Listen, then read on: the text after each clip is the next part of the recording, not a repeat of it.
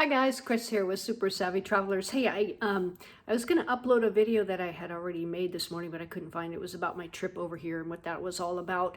So I wanted to give you some data on flying during COVID and what that's like. So I did my first video for you guys about a week ago when I found out in order to fly to Aruba, I needed to get a test and upload the results of the test to the aruba.com website.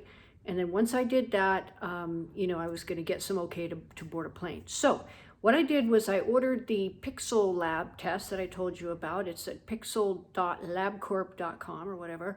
And I ordered their at-home test. So I took it and sent in the results. Happily, I got the results back within a week. I mean, like exactly a week later, I got the results. So I'm like, oh, great. Anything longer than that I heard would be a problem. So I said, okay. So I called my contact, okay, what do I do next? And she said, upload your thing to aruba.com. There's a little health section there. And I did. I filled out the little thing, the form, and then I attached a copy of my negative results. And I got the little green check mark, and they call it an ED card. I don't know what ED stands for, but it's a card basically that says, you're healthy enough to come to Aruba and at least get on a plane to Aruba. So we booked it. As soon as I got the results, I booked it right away. And that night I took a total red eye. Oh my God, my eyes were so red.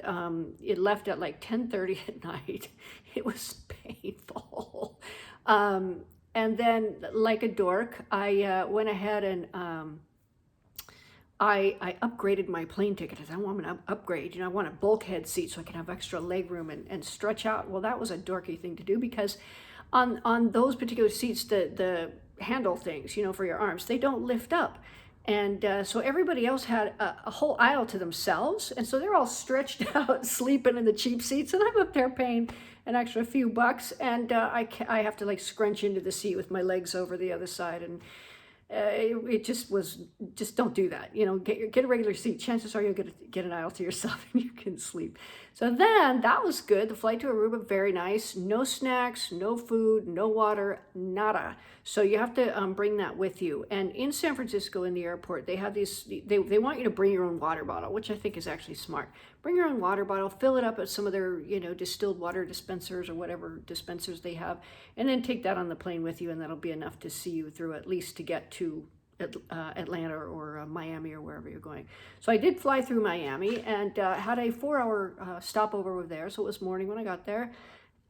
Went to a place called the Cafe Versailles, which one of my subscribers or viewers mentioned that. She's like, I live in Miami and I love Cafe Versailles. And I was like, oh, I had already gone there and I'd gotten exactly what she told me to get, which is a café con leche. And it's Colombian coffee, and then I guess they take condensed milk and whip it all up into this magnificent mixture of whatever.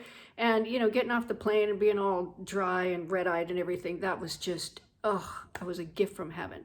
So that was really good. Had breakfast there, grabbed snacks and food because I didn't know what was going to be on the plane.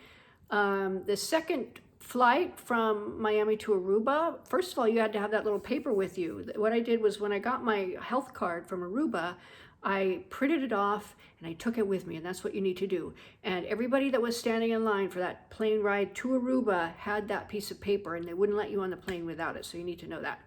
Not sure what it's like in other countries, but possibly similar stuff. Good thing to research.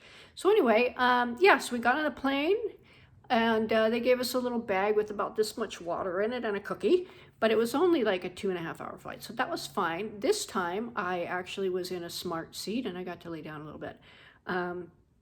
Arrived in Aruba, very funny because I got there and I always get a wheelchair because I have mobility issues and luggage is really difficult for me to maneuver. So I got a wheelchair, she wheels me through, and we get to the health thing. You go through immigration, everything else, and then you get to the health desk that they've set up. And they said, oh, your test is too old, you need to retest. So I'm like, okay, I got to do another COVID test. Now the one in the mail is just swabbing each nostril, which was a piece of cake. I'm like, oh, yay.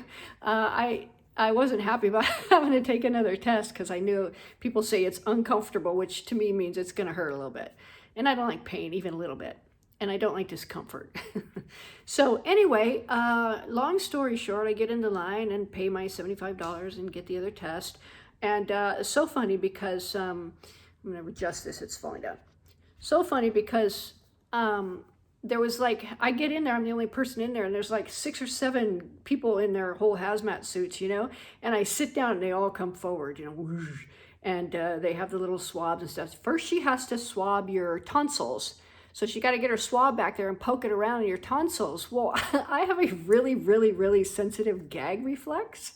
Like I can see a worm and it might go. Now I never throw up or anything, but it's just, So, I told her, she takes the thing and she sticks it down my throat. And all these guys are in, like they got to see what's going on or something. I don't know why. They're all in looking at me, and I gag and they all go whoosh and they fly out, like, oh, she's going to throw up. And that happened about 4 times, she'd stick it in, they all come in, she'd stick it in, I gag, and they all go move out, which I thought was kind of a fun little game and would have liked to play it a little bit more, but the gagging thing was not fun. And then she goes, okay, I need to swab a nostril. Well, it wasn't a nostril. She swabbed it like all the way up to here. It was kind of painful.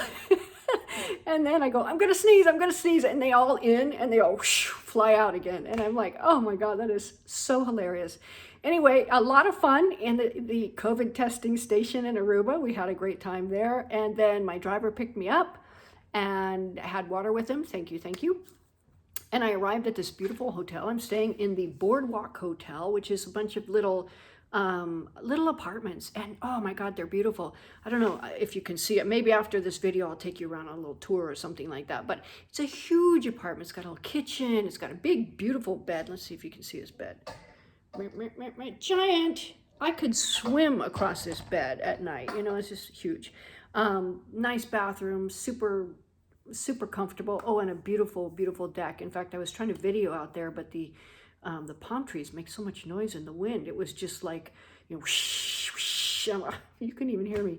So anyway, I'm in Aruba and I made it, and I had a good night's sleep last night, and I'm feeling a million times better. So I hope this gives you an idea of what's it like to fly during COVID. Things, of course, are going to change, and they're probably going to change, depending on what area of the world you're flying to. But be aware, these kinds of things are in effect right now. Aruba hasn't had any cases for the last month, and they really want to keep it that way, and I know the rest of the world does too. So anyway, you can fly during COVID. I would suggest, if you can avoid it, I wouldn't do it. There's a lot to it, and if you're stressed by time schedules and having to do this and having unexpected things come up, it's going to be stressful for you. So don't do it unless you have to. Nonetheless, I'm happy to be here at Aruba. Everybody's wonderful here. I'm going to do my training and everything else and then head back home. And then please, God, let it be that Italy will be opened and we can all go. So stay tuned. I got a lot of stuff for you.